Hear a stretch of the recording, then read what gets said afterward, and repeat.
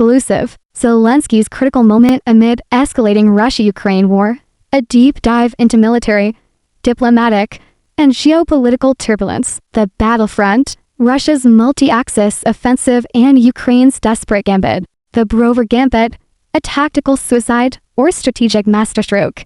In the fog of war, Ukraine's latest incursion into Russia's Brover region near Sumy has ignited fierce debate among military analysts. According to the New York Times, Ukrainian forces, despite suffering catastrophic losses in Avdiivka, are attempting a high-risk, low-reward operation to divert Russian troops from the Donetsk-Luhansk axis. But why Brover? Military logic.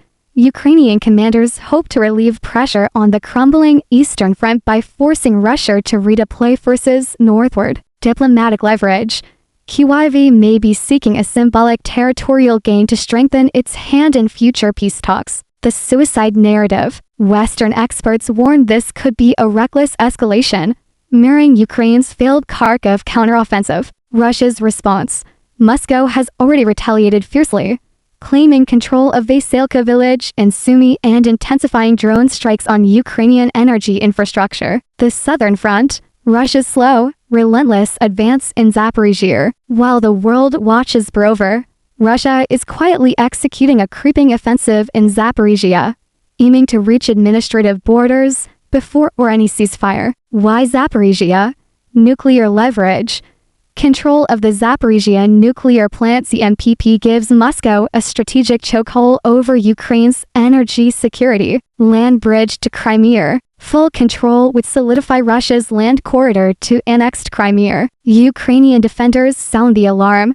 The Russians are using small, mobile infantry groups to infiltrate our lines. They're not launching massive assaults, just relentless, probing attacks to wear us down. Vladislav Volin, spokesman for Ukraine's Southern Defense Forces Space, RACE. Ukraine's bold plan for a space force by 2030. Ukraine wants its own satellites. But can it survive that long? In a stunning announcement, Deputy Defense Minister Ivan Krenko revealed plans for a Ukrainian space force, complete with reconnaissance satellites for real-time battlefield monitoring, early warning systems to detect missile threats, space-based electronic warfare capabilities. The Elon Musk factor. Ukraine already relies on Starlink for battlefield communications. But Musk's controversial restrictions banning drone-guided strikes have forced Kyiv to seek independent space capabilities. The big question, is this a visionary leap or a desperate fantasy for a nation struggling to hold its ground? Trump's shadow. The U.S. brokers a ceasefire, but who really benefits? The Black Sea deal, a temporary truce or a trap. Under Donald Trump's mediation, Russia and Ukraine agreed to halt attacks on energy infrastructure, cease hostilities in the Black Sea, but Russia accuses Ukraine of violating the deal immediately, launching drone strikes on oil depots in Saratov and Kursk. Trump's endgame. Sources suggest the former president wants to downgrade the war into a counter-terror operation NATO, allowing limited fighting in Donbas. No NATO membership for Ukraine. U.S. control over Ukrainian mineral resources. More on this later. Zelensky's dilemma. He publicly thanks Trump, but privately fears being sold out in a grand bargain between Washington and Moscow. Europe's failed gambit. Macron's peacekeeping force collapses. 10-0 NATO troops for Ukraine. Not happening. France and Britain pushed for a multinational force to enforce a ceasefire, but Germany and Italy refused, fearing escalation. The U.S. rejected the idea outright. Public protests erupted in Paris, with crowds chanting Macron, "We don't want your war." The fallout. Europe's disunity leaves Ukraine isolated, relying solely on dwindling U.S. aid. The U.S. power play. Trump's resource grab in Ukraine leaked draft agreement reveals. Shocking U.S. demon secreting to Financial Times.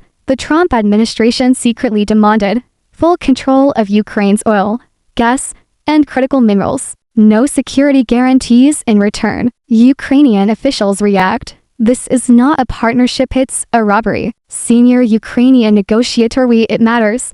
If accepted, this would turn Ukraine into a de facto U.S. economic colony. Part 6. The Drone Wars. Russia's unstoppable fiber-optic kamikaze drones, Ukraine's worst nightmare. Drones that can't be jammed. Russian forces are deploying fiber-optic guided FPV drones, which ignore electronic warfare defenses, precisely target Ukrainian armor. Ukrainian soldiers desperate plea, "We can't stop them. They're hunting us day and night." Zelensky's fall. Rumors of a coup and Putin's next move. Zelensky's time running out. SBU sources warn of a military rebellion due to war fatigue and corruption scandals. Trump reportedly sees Zelensky as a nuisance. Putin refuses to negotiate with him, calling his government illegitimate. What's next? A post-Zelensky Ukraine could see a pro-Moscow puppet regime, a partition state, or a prolonged guerrilla war. Conclusion: the world on the brink as Russia prepares a major spring offensive.